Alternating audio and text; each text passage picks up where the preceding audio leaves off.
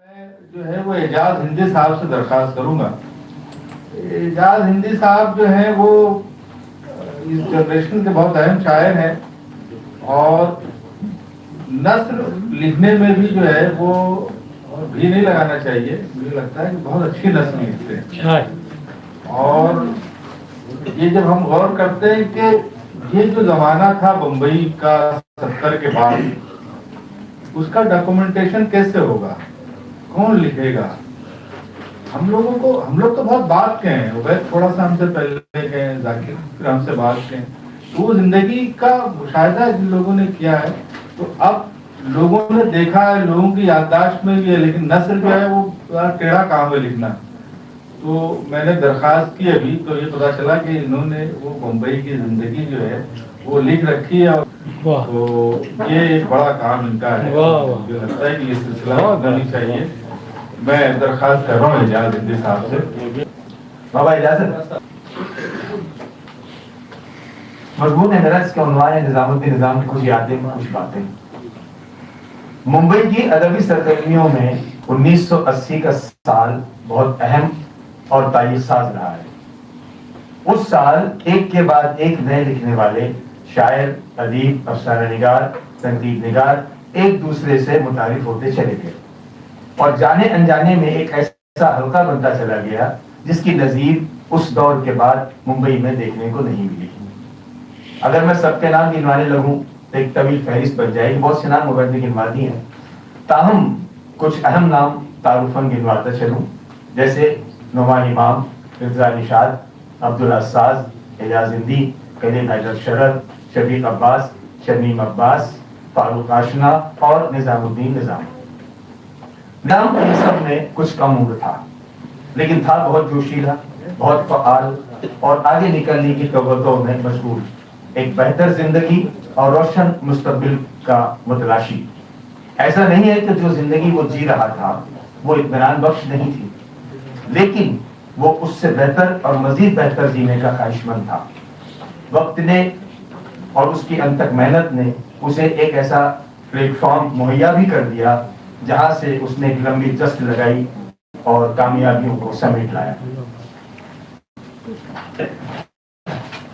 لیکن وہ جو کہتے ہیں نا کہ کامیابی اور ناکامیابی ہر دو صورتوں میں اپنے ساتھ تباہی کے کچھ سامان ضرور لاتی ہے. نظام کے ساتھ بھی ایسا ہی ہوا. اسے شہرت ملی، نام ملا، عزت ملی، پروقار زندگی ملی، لیکن وہ اس راہ پر اپنے قدم نہیں جما سکا. بہکنا اور لڑکھڑانا اس کا مقدر بن چکا تھا.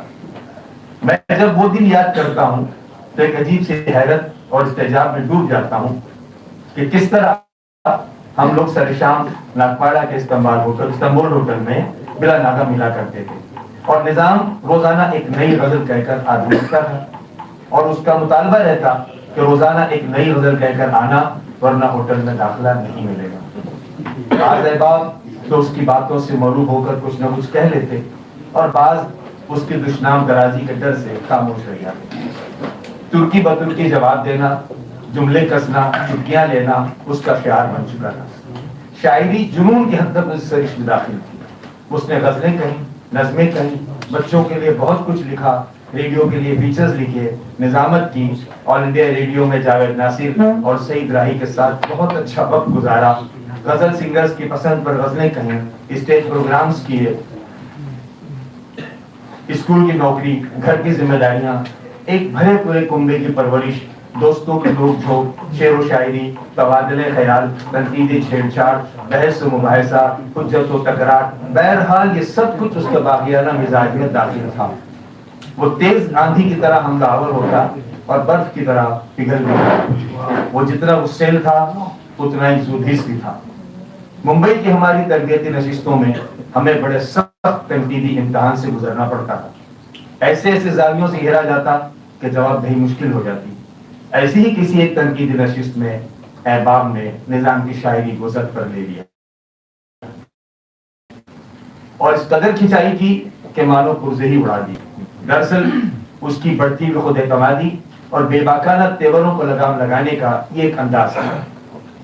اس دن نظام اپنی شاعری سے اتنا بددل ہوا کہ اس نے غزلوں کے تمام کاغذ پھاڑ کر پرزے ہوا میں اڑا دیے. اور آئندہ شاعری نہ کرنے کی قسم کھا لی. ایک عرصے تک وہ روکھا روکھا سا رہا، لیکن ہم سب کے سمجھانے پر کافی عرصے بعد وہ دوبارہ شاعری کی طرف راغب ہوا، اور اس کے بعد اس نے جو غزل کہی اس کے کچھ شعر سماعت کریں.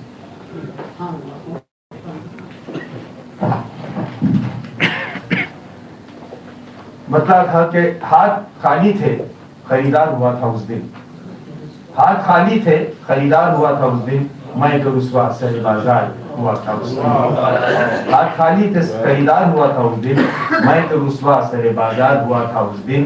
میری تعمیر میں اس کا بھی بڑا ہاتھ رہا، میری تعمیر میں اس کا بھی بڑا ہاتھ رہا، شخصیت پر جو میری وار ہوا تھا اس دن.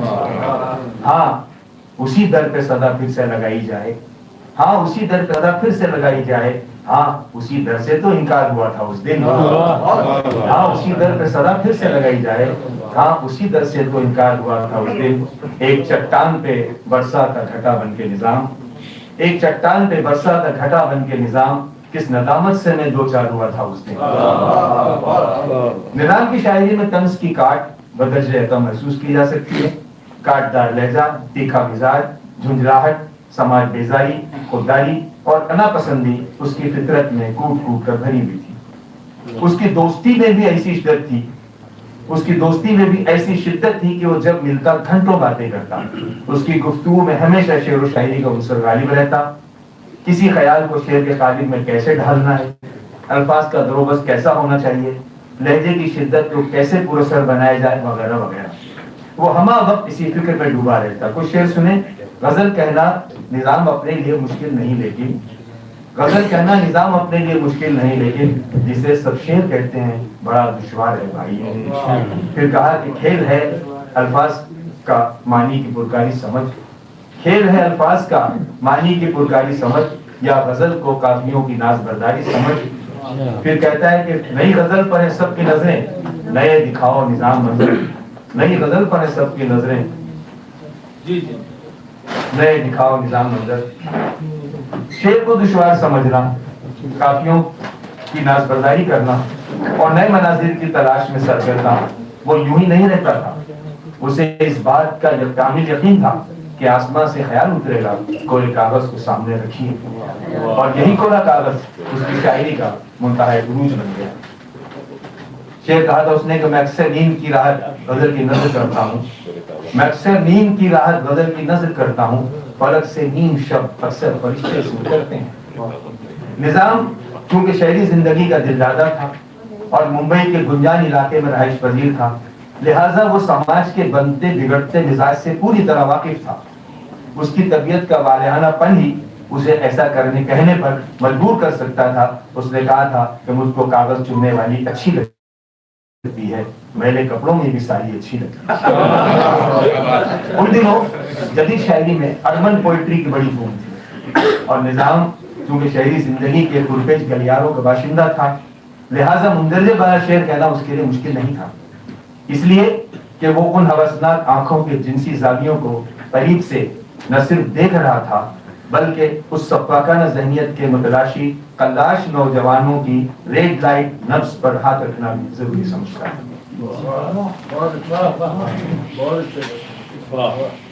نظام نے اپنے حالات و سماجی انتشار سے بغاوت کی، اور وہ اس میں حقانیانی پہ تھا کہ یہ باغیانہ تیور و سرکشی اسی ماحول کی دین تھی. اٹھو اور چادریں سرکش ہوا کے منہ پر دے مارو، ہمارے سر کھلے ہیں، پیر بھی باہر نکلتے. آندھی کوڑ لوں گا ضرورت پڑی اگر، دبتی ہوں چٹان کو بستر کروں گا میں. نظام نے زندگی کے تجربات کو سرسری نہیں جھیلا، حالات نے اسے اپنے آپ سے کبھی محبت کرنے کا موقع ہی نہیں دیا. وہ ایک شاعر قلندر مزاج تھا. نوجوانی کے ابتدائی دنوں میں ہی دختر رس سے محبت کر بیٹھا، گہرے کثیر دھوئیں کی چادر اوڑھنے میں ہی عافیت محسوس کی، اور رفتہ رفتہ اسی آب و ہوا میں تحلیل ہو گیا. نظام نے بہت چھوٹی عمر میں موت کو گلے لگا لیا. اس کی وفات کے بعد منعقدہ تعزیتی نشست میں تقریباً سبھی شرکا نے یہی باتیں دہرائی.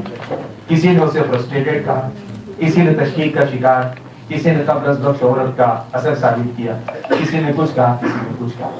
اس کی بے وقت موت کو اس کی بے راہ رویوں کا شاخسانہ سمجھا گیا. لیکن نظام نے جتنی بھی زندگی جی اپنے طور پر جی اور اپنے ڈھنگ سے جی. لیکن ان تمام باتوں کے باوجود ہمیں نظام کی شاعری میں کہیں بھی مایوسی، قنوطیت، اضمحلال یا خود ساختہ نرگسیت نظر نہیں آتی. اس کی شاعری میں زندگی اپنے پورے ہوش و حواس کے ساتھ جیتی جاگتی نظر آتی ہے.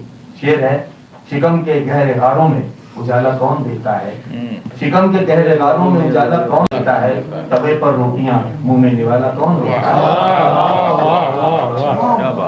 کاش کا رنگ آنکھ میں منظر سے آئے گا، پانی میں گھل چکا تو سمندر سے آئے گا. رنگ میرے ہیں فضا میں منتشر، دیکھے گا کون، آنکھ جب تتلی پہ ہے نرگس کے پر دیکھے گا. یادوں کی بارشیں اسے شاداب کر گئیں، زخموں کا پیڑ سوکھ چلا تھا ہرا ہوا. نظام کی شاعری میں رشتوں کی پامالی کا ایک چھپا ہوا احساس بھی جاگوزی نظر آتا ہے. اس نے کہا تھا کہ اگر موجی سے باپ کو پھر ذلیل بیٹے سے تنگ آ کر بہت کرے گا تو یہ کرے گا تو اس کو رخ سے نکال دے گا.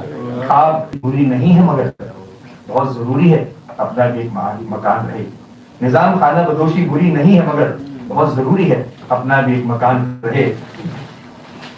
برا کیا تھا کہیں جنگل کوئی آباد کر لیتے، برا کیا تھا کوئی کہیں جنگل کوئی آباد کر لیتے. گزاری زندگی شہروں میں رہ کر بے مکانی کی، کچھ مہینوں کے لیے بے مکانی کی اس کیفیت سے اس نے چھٹکارا بھی پا لیا تھا جب وہ کچھ عرصے کے لیے ممبئی سے ممبرا رہنے کے لیے آیا. لیکن یہ عرصہ بھی اتنا مختصر نکلا کہ اسے کہنا پڑا میری پرواز کا منظر ابھی تیروں سے چھلنی ہے، لہو میں تر بتر ہے راستہ نقل مکانی کی. نظام ایک ہماجت فنکار تھا. اس نے جتنا بھی شعری سرمایہ چھوڑا ہے وہ اس کی بقا کے لیے بہت ہے. یہ تو ہمارے مزاج کی کوتاہی ہے کہ اس کے جانے کے برسوں بعد آج ہم اسے یاد کرنے بیٹھے ہیں. اردو چینل اور برادرم خبر صدیقی کا یہ قدم مستحسن ہے کہ انہوں نے یاد رفتگاں کا سلسلہ شروع کرنے کا عندیہ ظاہر کیا ہے. میں نظام کے صاحبزادے نوید نظام الدین اور برادرم اقبال نیازی کو مبارکباد دیتا ہوں کہ انہوں نے نظام کے بکھرے اس سرمایہ کو یکجا کرنے میں بہت محنت کی. میں مرحوم عبداللہ ساز کے لیے بھی دعائیں مغفرت کرتا ہوں کہ انہوں نے ترکیب تہذیب کی ذمہ داری پوری کی اور نظام کی شاعری کی دوسری زمین ہمارے سامنے سجا کر رکھی. ورنہ اس کہانی کا مرکزی کردار کو تو ہم بھلائی بیٹھے تھے جو اپنے لاشعور کو بددعا کے بزرگوں سے نکال کر دوسری زمین کی تلاش میں نکل گیا اور اپنے پیچھے چھوڑ گیا.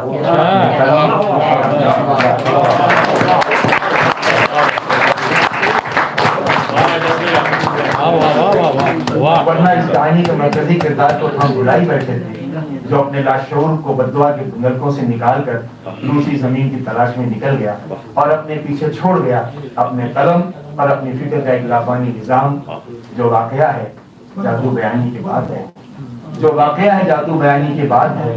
ہاں مرکزی خیال کہانی کے بعد ہے. کشتی سے کود جائیں مگر جائیں گے کہاں، ایک دوسری زمین میں پانی